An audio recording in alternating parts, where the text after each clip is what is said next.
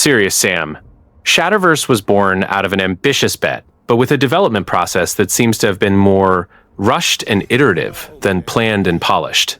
The studio change, the pressure for a multi-platform launch, and the co-op roguelite nature created a context where the game seems to be shaped in public, with the community acting almost like a test lab. The first thing that jumps out is the change in command. Crow Team, which carried the franchise for over 2 decades, took on a blessing role for the project, while Behavior Interactive, known for Dead by Daylight, took the lead. This gives off a daring spin-off feel rather than a canonical sequel, which in development translates into a team trying to honor Serious Sam's DNA while imposing their own design language, something that always generates internal and external friction. From a production standpoint, the fact that the game releases simultaneously on PC, PS5, and Xbox Series, along with cloud gaming, indicates a well-integrated development pipeline, but also suggests that a large portion of time was spent on optimization, compatibility, and console certification. The choice of a co-op roguelite for up to 5 players also seems to have heavily shaped the schedule. It is a genre that demands extensive balancing iterations, progression curves, boon and modifier synergies, and all of that in a group setting. Devlogs and interviews give the impression that Behavior started from a functional prototype and adjusted it based on playtests, which is healthy, but leaves the feeling that the core loop was still being figured out late in the game, rather than being solid halfway through development. Another point defining the context is the live service tone many players noted in the beta: meta progression, grind, and elements seemingly designed for long-term retention. This suggests that, at some point, the project scope may have been expanded to include retention systems, which inevitably consumes development time that could have gone toward campaign content, arena variety, or combat feedback polish. It is that classic tension between a fun game right now and a game that retains players for months. The developer's communication, on the other hand, was relatively open playtests on Steam, calls for feedback, and trailers showcasing mechanics and modifiers. This creates a more transparent development context, where the team admits they are tuning based on community data and feedback. To outside observers, this sounds like a studio conscious of the risks and attempting to mitigate them in real time, but also like a team that lacked the luxury of reaching the end of the cycle with everything locked down before revealing it. My personal impression is of a development that bet big on a new formula for the franchise, backed by a team experienced in multiplayer, but dealing with tight deadlines, ambitious scope, and the need to satisfy both Serious Sam fans and the co-op roguelite audience. The result, judging solely by the beta and public information, is a game with a structure that holds potential, but whose final polish will largely depend on how Behavior used these last months of playtesting to trim, adjust, and prioritize what really matters for launch. Anyone who participated in the playtest left with mixed feelings. The classic shooting base is still there, but the roguelike veneer changes the combat feel in a way that won't appeal to everyone. It is a game trying to marry the arena full of monsters rushing at you formula with build systems, losing some of the identity that made the franchise work so well along the way. The most commented on point is that the weapons feel weak. Players reported a lack of hit feedback, weak gunfire audio, and even the classic minigun becoming useless because it turned into a spray weapon instead of hitscan, which sounds strange to anyone familiar with the surgical precision of earlier titles. You can feel that the team is still calibrating the sense of weapon weight, and for now, the shooting doesn't deliver the instant satisfaction that defined the series. The boons and run modifiers system is the main design gamble, and here the game delivers variety. Each playable Sam has unique modifiers. Cartoon Sam, for instance, is slower but has a faster dash and stronger explosions. And the Multiverse Anomaly cards tweak the rules of each match. The issue is that many of the intel upgrades grant small, barely noticeable percentage bonuses. So in practice, trinkets are what create a noticeable build difference, rather than the progression system that should be the roguelite's core mechanic. Healing also became a friction point. To recover health, you must execute a melee finisher on near-dead enemies, like a Doom-style glory kill, yielding only small amounts. This pushes the player into a more tactical rhythm of target the weak enemy and sprint to it, which conflicts with the classic Serious Sam playstyle of backpedaling, strafing, and firing from a distance against hordes. Several beta players describe this mechanic as frustrating, precisely because it forces constant close-range engagements in already chaotic scenarios. Difficulty balancing also divided opinions. Instead of predictable, readable enemies, some reports mention rapid, unfair deaths from attacks you barely see coming, with monsters turning into bullet sponges to offset the player's infinite ammunition. This breaks one of the foundational pillars of the series: clear battlefield readability and consistent risk-reward dynamics, replacing it with a difficulty spike that feels more like poor balancing than intentional challenge. On the other hand, certain elements work well within the new proposal. The visuals and arena design, especially in environments like Planet Clear, were praised as highlights of the experience, and 5-player co-op combat carries potential for fun chaos when different builds complement each other. The double jump and dash add verticality the series never had, although several playtesters feel the level design remains quite linear and fails to leverage this extra mobility for exploration or secret areas. My impression, having only seen the beta and released footage, is that Shatterverse's gameplay is in an interesting concept, incomplete execution stage. Blending a boomer shooter with a co-op roguelite has genuine appeal, but the combat pacing, weapon weight, and progression system still feel disconnected from what made Serious Sam feel like Serious Sam. If behavior makes good use of the time leading to the August 31st launch to adjust damage, weapon feedback, and the difficulty curve, a genuinely fun spin-off could emerge. Otherwise, it risks being remembered as an experience with a confused identity. The story serves more as a functional backdrop than a major narrative arc. The game starts from a simple, direct premise. Mental has shattered the walls between universes, and multiple versions of Sam must team up to fix the Shatterverse and take down his 5 lieutenants. It is a concept that fits the franchise's tone, but in practice acts more as justification for the roguelite format than a fully developed plot. In my experience with the beta, narrative comes in small doses. Short text snippets, scattered voice lines, and the feeling of jumping arena to arena because the multiverse is broken, without much emotional depth or character development. The various Sams, such as Cartoon Sam, have their own personalities and modifiers, which is a nice touch, but it doesn't amount to an actual story. It feels more like a catalog of thematic variations than a cast with clear motivations and conflicts. What stands out to me is how the plot embraces the typical absurdity of Serious Sam.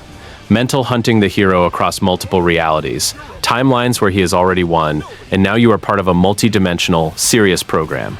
This sounds like a fun pretext to justify crazy arenas and over-the-top enemies, rather than a genuine effort to tell a story. For those expecting a narrative arc on par with a traditional campaign, the beta gives the impression that the script was written to fit the repeatable run structure, not the other way around. Within the beta, the available acts, Act 1, Serious, and Act 2, Mental, function more as content blocks than chapters of a journey. You advance because you need to defeat lieutenants and make progress, but without major twists, revelations, or impactful narrative moments. The structure seems built to support the roguelite loop. Die, try again, unlock items, leaving the story in the background, almost as if present solely to provide context for each run's objectives. An interesting aspect, from my perspective, is that the concept of multiple Sams collaborating could yield a richer narrative about identity, failure, and resistance across different realities. But based on what I've seen so far, this remains unexplored.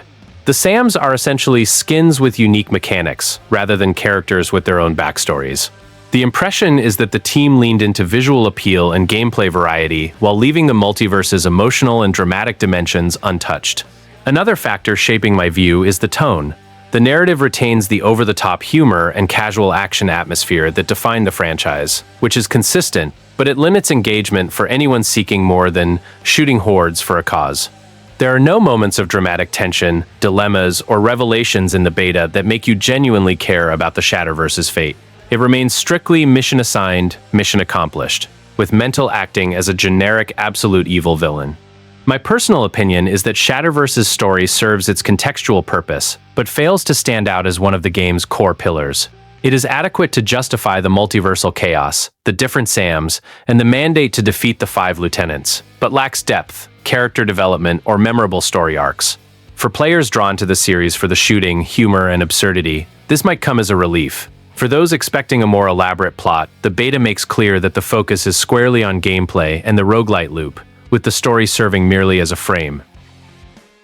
The graphics have a strong identity, but still carry a nearly there feel. Visually, the game opts for a modern, vibrant style, blending classic franchise exaggeration with a more stylized, dynamic aesthetic. You can tell the team aimed to give the Serious Sam universe a fresh look, and in many instances, it works quite well. In my experience, the major highlight is the art direction of the arenas.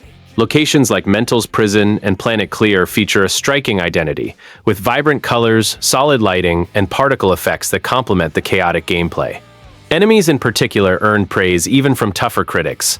Visible care went into creature design, animations, and details that make the world feel alive and consistent with the series' tone. Player models, on the other hand, lag slightly behind. It is noticeable that the playable SAMs lack the same level of polish present in enemies and environments, creating a mild visual disconnect. It doesn't break playability, but it stands out. You navigate a well-crafted, attractive environment, yet the character you control seems to have received less attention during final polish. Performance in the beta varies significantly depending on hardware. In some maps, the game runs smoothly with stable frame rates. In others, particularly open areas or particle-heavy scenes, frame drops and stuttering become noticeable. Nothing appears unfixable, but it indicates room for optimization ahead of launch, especially regarding console performance and modest hardware configs. Occasional visual bugs also crop up: slow loading textures, minor collision issues, and rare performance hitches when interacting with specific arena elements. These issues rarely crash matches, but they leave the impression of a game undergoing active fine-tuning. Expected for a beta, it simply demonstrates that final polish will be critical to maintaining smooth gameplay. Nonetheless, the overall visual presentation successfully imparts character to the game.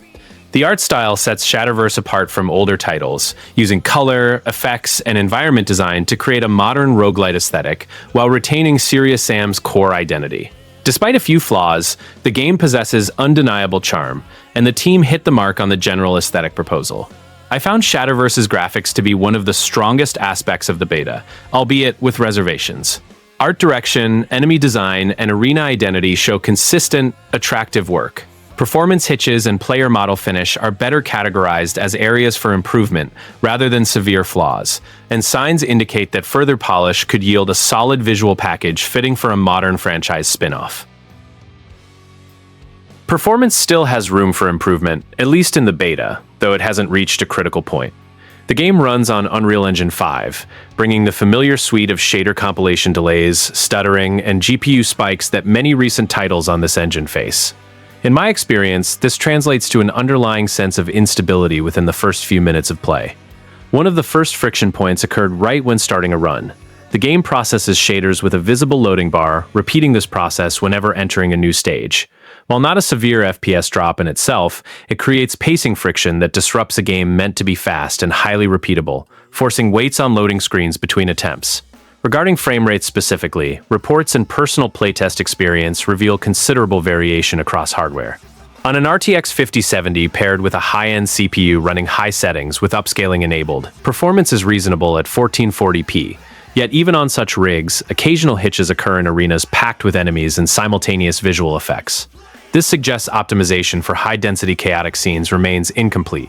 Another point frequently mentioned and observed during testing is sporadic crashing, particularly GPU-related crashes. Some players reported full crashes during extended co-op sessions, which is concerning given that 5-player co-op serves as a primary selling point. Crashing mid-run in a group carries a distinct frustration compared to solo crashes, ruining the experience for everyone simultaneously. On modest PC setups and handheld platforms like the Steam Deck, the overall stability feels even lower.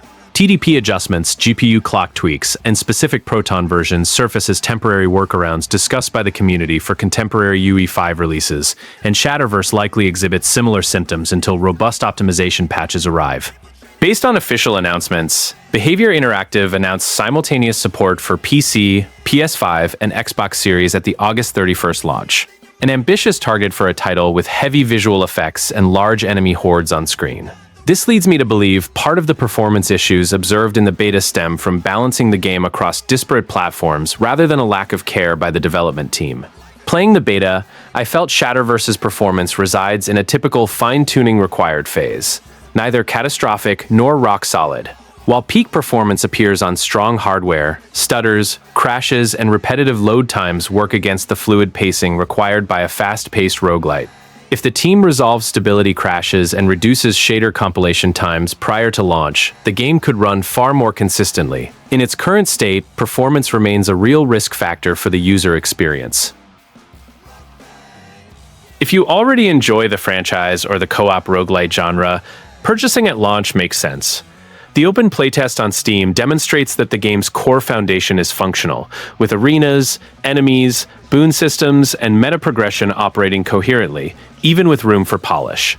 For existing Serious Sam fans, buying at launch feels like a natural choice. The game retains the DNA of chaotic hordes, iconic weapons, and over-the-top humor, layered with the replayability and build options inherent to roguelites.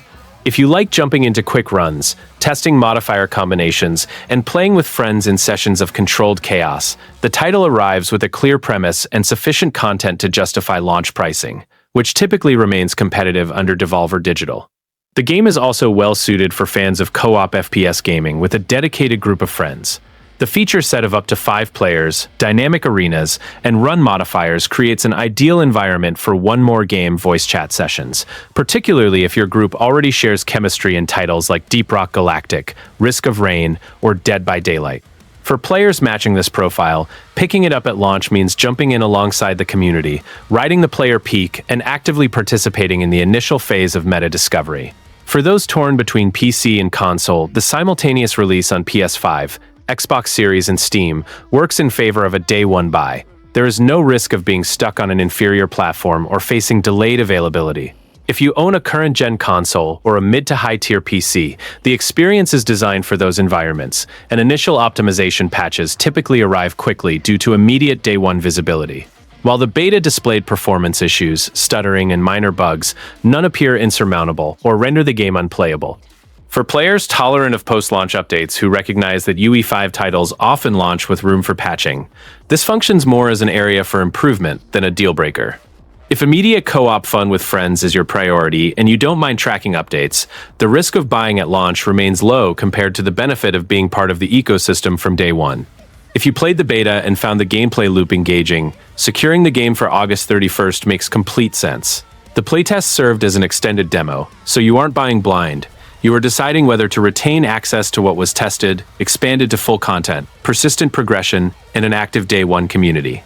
I think I will end up buying Shatterverse at launch, especially if priced within the typical range for Devolver releases, though I still need to check if I can get a friend group available for co-op.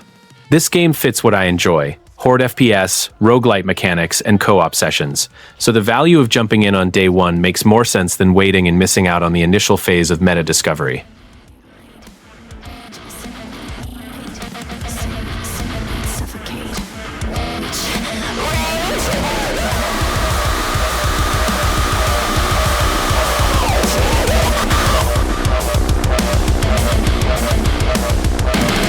I'm glitching.